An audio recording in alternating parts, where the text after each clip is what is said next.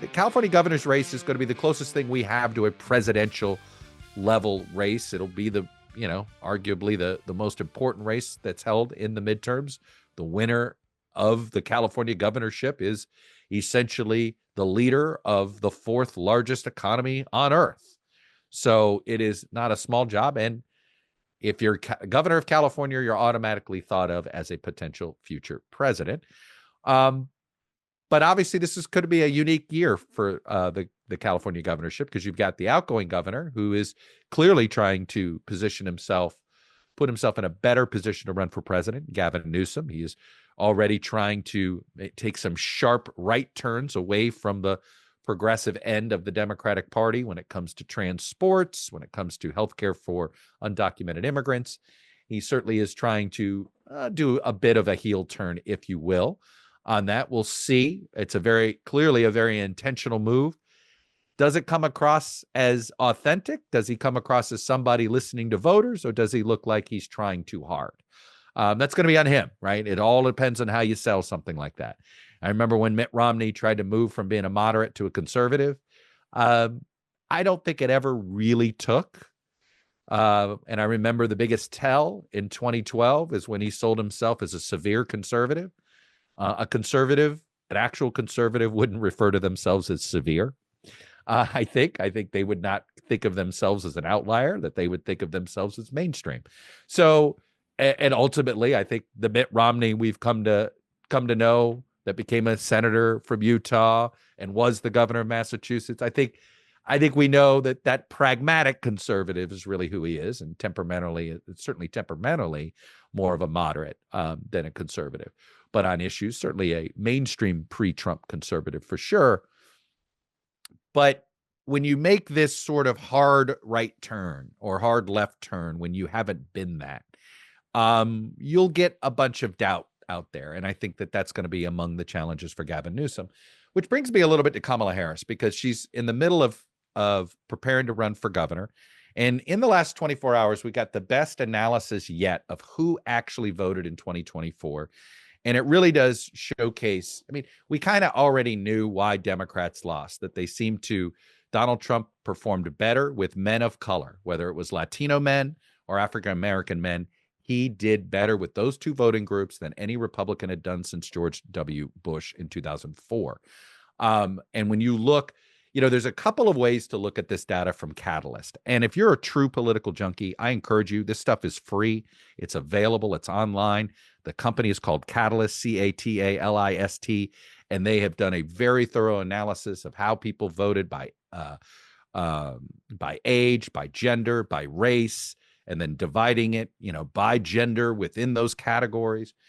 And essentially, they confirm with data what we already saw and what the exit polls told us, which was younger voters were less Democratic than they've been in a couple of generations. Basically, as my friends at the Cook Political Report put it, had this been the electorate that showed up for Barack Obama, they'd have been high-fiving in their campaign. Their two victories in 2008 and 2012 were powered by a younger, more diverse coalition. Well, younger, more diverse voters turned out to be, and infrequent voters turned out to be the secret sauce for Donald Trump. He outperformed her on infrequent voters. He outperformed her on younger voters. And he, of course, outperformed her on the gender gap.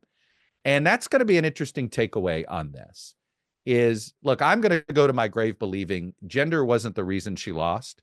Joe Biden's unpopularity is why Kamala Harris lost. However, when you look at this data from Catalyst and you look at all the deficits she had among men that Joe Biden didn't have, her deficits looked awfully similar to Hillary Clinton's, while Joe Biden's support among men, whether they're white men, rural men, Latino men, or African-American men, looked more like Barack Obama 2012 or 2008 than they did Hillary Clinton 2016 or Kamala Harris 2024. That is going to certainly, I think, be something that is in the water inside this Democratic primary over the next 3 years, which is this question: can a woman win? You've heard me say this before. I don't believe that gender is the reason why Hillary Clinton lost, and I don't believe gender is why Kamala Harris lost. Look, Kamala Harris was trying to do what Hubert Humphrey couldn't do, what Al Gore couldn't do. Okay. It is not easy for a sitting vice president to replace a president who's underwater in their own popularity. Okay. George H.W. pulled it off because Ronald Reagan had an approval rating over 60%. I promise you, had Reagan's approval rating been hovering at 50 or below that, he doesn't win re-election in 88. So I do think the environment made it very difficult, but you can't look at these specific numbers among men and see the fact that Biden got them back when they were lost to Hillary Clinton, and then they were lost again. That's going to leave an imprint on a lot of Democratic strategists who are going to convince themselves that the country's not ready to elect a woman, or certainly that it makes it harder. Because ironically, Kamala Harris did better among women, in fact, than Biden did. Not by much, but in the battleground states, there is some evidence that happened. A few other takeaways from the Catalyst data that I think should continue to cement some conventional wisdom about our politics in the moment right now, which is, get this through your head. In 2008 and 2012, higher turnout meant better results for the Democrats. In 2016, 2024, higher turnout. And in 2020, the higher the turnout, the better it is for Republicans. The infrequent voter, the voter that occasionally shows up, the low information voter, however you want to describe this person, if they showed up to vote, they were more likely to vote Republican, more likely to vote for Trump than they were for the Democrats. That is a big, giant problem as long as we live in a high turnout environment if you're Democrats. Now, here's the good news for the Democrats, and the reason why so many election analysts like myself are so bullish on the Democrats doing well in the midterms. Kamala Harris did extraordinarily well with essentially the frequent voter, the super voter. If you voted in every single midterm and presidential since 2016, you are more likely to vote for Kamala Harris in 2024 than you were for Donald Trump. But the more of those elections you didn't vote in, the higher the likelihood you voted for Donald Trump. So what does this mean for the midterms? Trump's not going to be on the ballot. And you're going to get infrequent voters are not going to show up. We're already seeing it throughout all of these special elections, all of these off-year elections, Omaha mayor, Wisconsin Supreme Court, the 2 races in Florida that we had in those congressional races. Every single special we've seen, Democratic performance is up, Republican performance is down. And it really is because as we have sorted, the 2 political parties are sorted by education. Well, the higher education attainment you have, the more likely you are to vote. So if you're college educated, you're more likely to vote. Well, in the 80s and 90s and the first decade of the 21st century, those voters usually leaned Republican. And in fact, special elections during the Bush era were almost always won by Republicans, less so by Democrats, because they had the more infrequent voters. You know, I'm going to give you a fun little visual stereotype that I think shows you how things have changed. 10 years ago, if one of the fun little data points was if you had a tattoo, you were more likely to vote left than you were to vote right.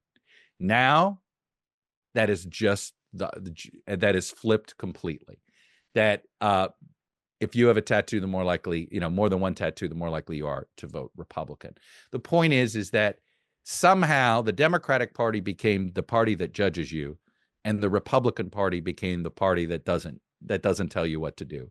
Just 10 years ago, that script was flipped. The generic conventional wisdom of the 2 parties was it's the Republicans that tell you how to live your life. The Democrats are the libertarians. Everybody's welcome into that big tent. And somehow the Democrats became the rules party. And Donald Trump turned the Republican Party into anybody's welcome to be a part of the Trump coalition. And I think that explains why these less frequent voters find themselves gravitating more towards Trump than they do towards the Democrats. That's something they have to figure out how to change. I think some Democrats thought John Fetterman was going to be their path to that. Now there's obviously a whole John Fetterman situation going on in the party. How much of this is over politics? Are people on the left just upset that he's too pro-Israel, is this issue, are his challenges something that need to be taken more seriously? And all of this has gotten lost in this entire left-right perspective. A few other campaign 2026 notes that I think are worth touching on that's happened in the last few days. I do think that Democrats, it's interesting. When Jared Golden, he is this Democrat who wins in Trump country. He's the 2nd congressional district in Maine. That district Trump has carried every time he's run for president, all 3 times. And Maine is one of 2 states that splits their electoral votes by congressional district. But Jared Golden, as a Democrat, thanks to ranked choice voting, continues to be able to hang on to his seat. Well, there was some talk that he might run for governor, and there was some talk that he might challenge Susan Collins. Well, he announced he's not going to do either. I will tell you this. I do think him as a statewide candidate, he was a shoo-in to defeat Susan Collins. So if you're Kirsten Gillibrand, I think you're disappointed. But they still believe they can recruit the governor, Janet Mills, to run for that Senate seat. Let's see if that happens. My guess is if Jared Golden is doing what he's doing, I'm not saying he's not somebody that usually plays party politics. He usually marches to his own drum. But something tells me that because there isn't this lack of, I thought there'd be some massive disappointment when Golden announced that he wasn't going to run for the Senate seat. Because when you start to do the math, Democrats are going to have to win that Maine Senate seat. If they don't hold every single Senate seat in states they carry in presidential elections, their chances of getting to 50 Senate seats, let alone 51 if a Republican is president, in order to have control of the Senate, becomes more and more of a long shot. So they got to win this Maine race if they want to stay competitive, even if they don't win the Senate in 26, if they want to be competitive to win the Senate in 28. So the fact that there's all this, there isn't a collective group of disappointment tells me they must think that the governor is getting closer to actually doing something like that. And then the other thing to watch is for 2025, Republicans are already writing off Virginia.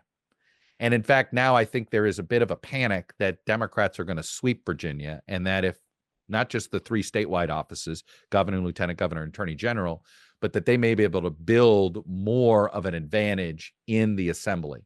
We'll see. But one thing to keep your eye on is there's been a remarkable foreshadowing of how the off-year elections go in the Virginia assembly.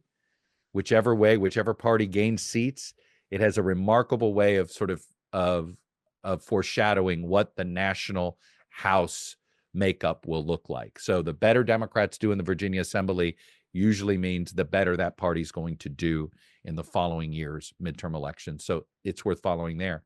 But I do think the bigger race and the more competitive race is going to be in New Jersey, because New Jersey is one of these states that I think as the realignment of the Democratic Party and the Republican Party continue, New Jersey's a state where there's a lot of working class Democrats that have felt a bit alienated from the Democratic Party. You saw it. You had the party switch of a Democrat, Jeff Van Drew. He was a Democratic elected congressman in New Jersey. He switches and he is able to hold his seat as now a Republican, and he's essentially a Trump Republican. You have a candidate that's likely to win the nomination for governor there, Jack Ciattarelli, who ran the last time, and he ran a competent race against Phil Murphy. It was closer than many people thought it would be, and I think this time, he's look. Democrats have a crowded primary, but Mikey Sherrill, who's the Democratic Congresswoman, very moderate, former national security background, is somebody the party has a lot of confidence in. But I think this could be a marquee race, and I think it's an interesting test to see if the new Trump coalition at all can have some success without Trump on the ballot. Because I think Ciattarelli is as good of a representative of this new coalition as you can get in Jersey. But it is interesting to me, for all of us, we're used to Virginia being the big off-year race that we all follow, and it's always very competitive because Virginia, in a pre-Trump era, was a swing state. We saw its swing state sort of history show up with Glenn Youngkin winning that governorship right after Biden won the 2020 election.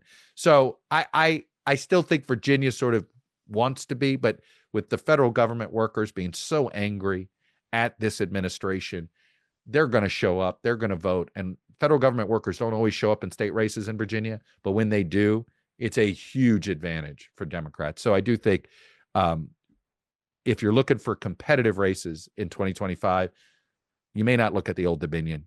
I think you're going to have to go to the Garden State.